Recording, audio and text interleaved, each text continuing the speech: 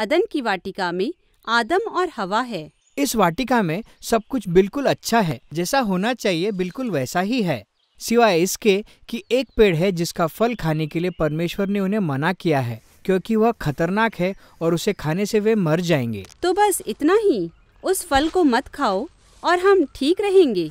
हाँ, यह आसान लगता है, लेकिन इस वाटिका में एक सांप है जो कुछ और ही कहानी बताने लगता है। वो कहता है, यदि तुम इस पेड़ से फल खाओगे तो तुम मरोगे नहीं, लेकिन वो तुम्हें परमेश्वर के समान बनाएगा। आदम और हवा सांप की बात पर विश्वास करते हैं और फल खा लेते हैं। इस कारण वाटिका की अच्छाई या सुंदरता समाप्त हो जाती है। परमेश्वर के सुंदर संसार में बुराई और मृत्यु का प्रवेश हो जाता है। अब उस वाटिका में बात करने वाला सांप क्यों है? मेरा मतलब, यह तो समस्या वाली बात है। हाँ, यह बहुत अजीब बात है, और इससे भी अजीब बात यह है कि बाइबल इस बात को स्पष्ट नहीं करता कि यह प्राणी वहाँ क्यों और कैसे पहुँचा। बाइबल में केवल सिर्फ सर्प नामक इस प्राणी का उल्लेख है, जो परमेश्वर का विरोधी है। वो लोगों को परमेश्वर की अच्छाई पर संदेह करने और उनको मृत्यु के पथ पर ले जाना चाहता है। तो यह सर्प जो कुछ भी है, बुराई का वो स्रोत है जो हमारे संसार और हमारे जीवनों में आज तक घुसा हुआ है। लेकिन हमारे लिए कुछ आशा है, क्योंकि यहाँ इस कहानी में परमेश्वर आदम और हवा से एक बहुत ही दिलचस्प प्रतिज्ञा करते हैं कि भविष्य में कोई आने वाला है, अर्थात हवा का पुत्र। यह पुत्र उस सर्प के सर को कुचल देगा और जड़ से बुराई को खत्म कर देगा, परंतु इस युद्ध में सर्प इस पुत्र की एड़ी को डसेगा। तो क्या ये एक दूसरे का नाश करना है? हाँ, यह विचित्र लेकिन सुंदर प्रतिज्ञा है। यह प्रतिज्ञा तब तक लटकी रहती है जब तक हम कहानी के दूसरे महत्वपूर्ण क्षण तक नहीं पहुंचते, जहां परमेश्वर अब्राहम नामक एक व्यक्ति को चुनते हैं और कहते हैं कि उसके परिवार के द्वारा संसार की सब जातियों में भलाई और आशीषें फिर से बहाल की जाएगी। और जैसे जैसे हम इस परिवार में आगे बढ़ते हैं, हम अब्राहम के परपोते को देखते हैं जिसका नाम यहूदा है। वह यह प्रतिज्ञा पाता है कि उसके वंश में एक राजा उत्पन्न होगा और संपूर्ण संसार इस राजा के पीछे हो लेगा, और वह शांति और मेल लाएगा, और भोजन, दाखरस, दूध और दाख की बारियों की बहुतायत होगी। सब कुछ बहुत अच्छा होगा। यहूदा के वंश से जिस पहले राजा को हम देखते हैं वो है दाऊद राजा।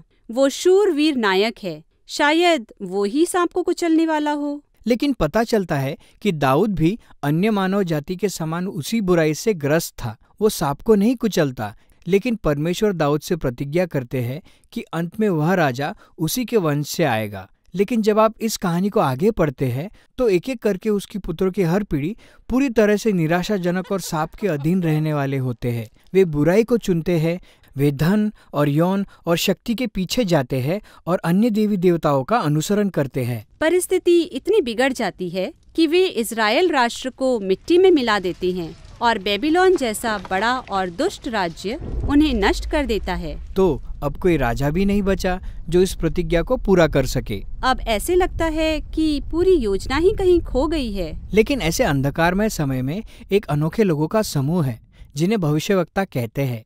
वे इस आने वाले राजा के बारे में लगातार बोलते रहे और उस प्रतिज्ञा की याद दिलाते रहे कि वह आएगा, वह बुराई को हरा देगा और वाटिका को फिर से स्थापित करेगा। एक भविष्यवक्ता यशाया हमें विशेष रूप से बताता है कि इस राजा को क्यों मारा गया।